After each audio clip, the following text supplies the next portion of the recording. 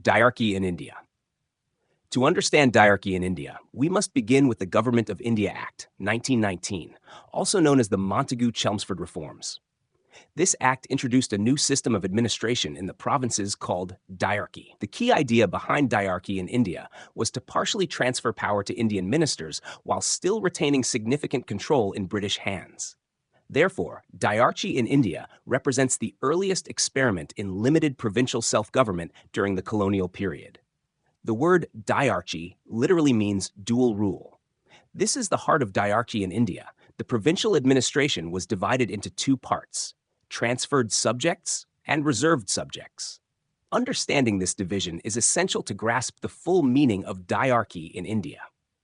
Under Dyarchy in India, transferred subjects were those areas of administration handed over to ministers who were responsible to the legislative councils, which now had elected Indian members.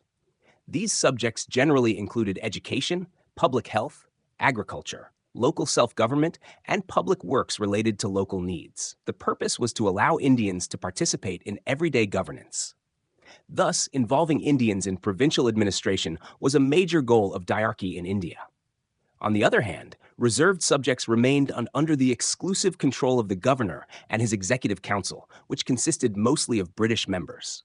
These subjects were of strategic and financial importance, such as law and order, police, justice, land revenue, and irrigation.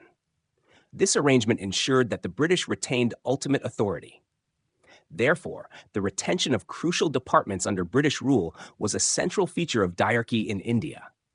Another important aspect of Dyarchy in India was the principle of responsibility versus non-responsibility.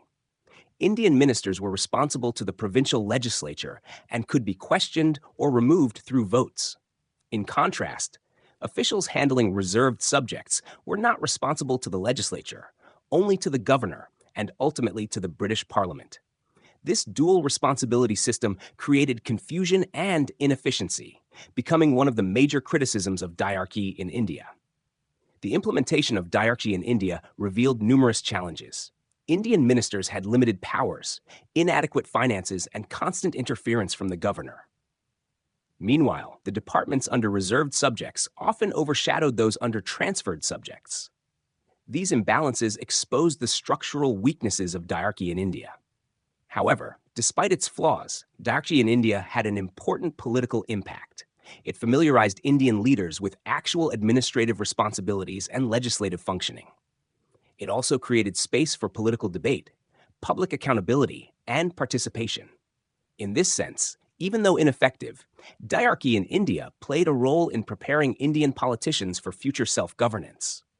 A critical turning point in the history of Dyarchy in India came with the Simon Commission, 1927, which reviewed the working of the 1919 Act.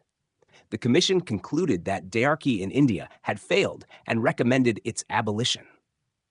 This led to the Government of India Act, 1935, which ended Dyarchy in India in the provinces, but introduced a similar federal Dyarchy at the central level, which ultimately never took effect. The opposition of Indian nationalists was also a major factor in the failure of Dyarchy in India.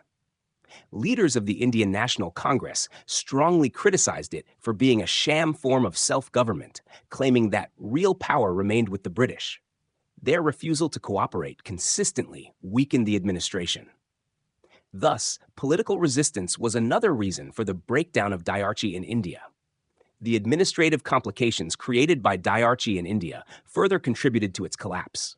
Having two authorities within a single province often led to conflict, delays, and overlapping jurisdictions. Governors frequently overruled ministers, making it clear that Indians did not possess meaningful power. These practical problems demonstrated why Dyarchy in India could not function smoothly. Despite its weaknesses, Dyarchy in India holds an important place in the history of political reforms. It marked the beginning of constitutional experiments aimed at involving Indians in governance. Even though incomplete and flawed, Dyarchy in India helped shape future reforms by highlighting what did not work in shared governance between British and Indian administrators.